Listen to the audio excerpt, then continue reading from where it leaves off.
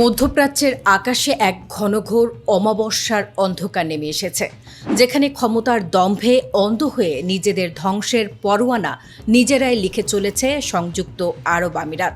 হলিউডের কোনো political crime থ্রিলারের সবচেয়ে ভয়ঙ্কর ক্লাইম্যাক্সকে হার মানিয়ে এবার আবুধাবির বিলাসবহুল রাজপ্রাসাদ গুড়িয়ে দেওয়ার প্রকাশ্য ডিক্লারেশন দিয়ে দিল তেহরানের নীতি নির্ধারণী কাউন্সিলের প্রধান ও আইআরজিসির সাবেক কিংবদন্তি কমান্ডার মোহসেন রেজাই।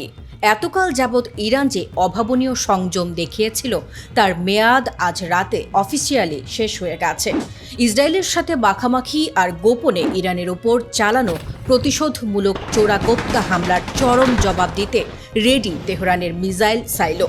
রেজাই স্পষ্ট করে দিয়েছেন, বিগত যুদ্ধে আমিরাতের মাটিতে যে ধ্বংসযজ্ঞের আগুন দেখা গিয়েছিল তা ছিল স্রেফ এক পলকের ট্রেইলার।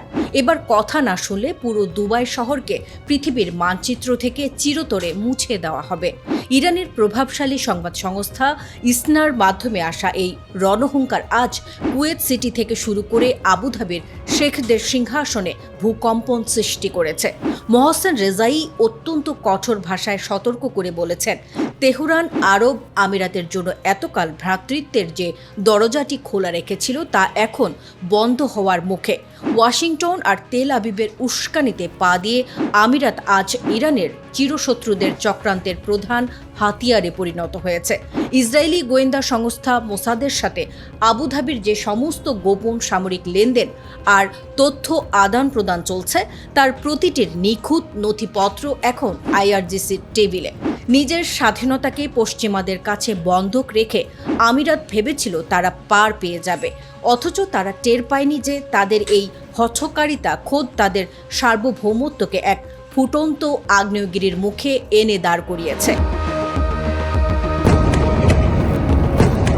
ইতিহাসের সবচেয়ে তীব্র ও রক্তক্ষয়ী যুদ্ধের দিনগুলোতে এই আমিরাত ছিল ইরানের দূরপাল্লার ক্ষেপণাস্ত্রের প্রধান নিশানা। সাম্প্রতিক কিছু ইন্টেলিজেন্স রিপোর্টে উঠে এসেছে যে আমেরিকা ও ইসরায়েলের বিমান বাহিনীকে সাহায্য করতে আমিরাত গোপনে ইরানের কিছু কৌশলগত অবস্থানে পাল্টা হামলা চালানোর ধৃষ্টতা দেখিয়েছে। এই ছদ্মবেশী বেইমানির পর ইরানের ধৈর্যের শেষ সীমারেখাটুকুও পার হয়ে গেছে। তেহরানের সামরিক কমান্ডোরা আজ রাতের জন্য যে গ্রিন সিগন্যাল পেয়ে গেছেন তা অত্যন্ত ভয়াবহ। এবার আর কোনো নির্দিষ্ট এনার্জি গ্রিড বা জেনারেটর নয়, ইরানের তৈরি হাইপারসনিক ক্ষেপণাস্ত্রের লক্ষ্যবস্তু করা হয়েছে আমিরাতের মূল অর্থনৈতিক ও ভৌগোলিক কাঠামোকে। ট্রাম্পের সুরক্ষা কবচও আজ বেইজিং ও মস্কোর সমর্থনপুষ্ট ইরানের এই প্রলয়ঙ্কারী ব্লুপ্রিন্ট ঠেকাতে পারবে না।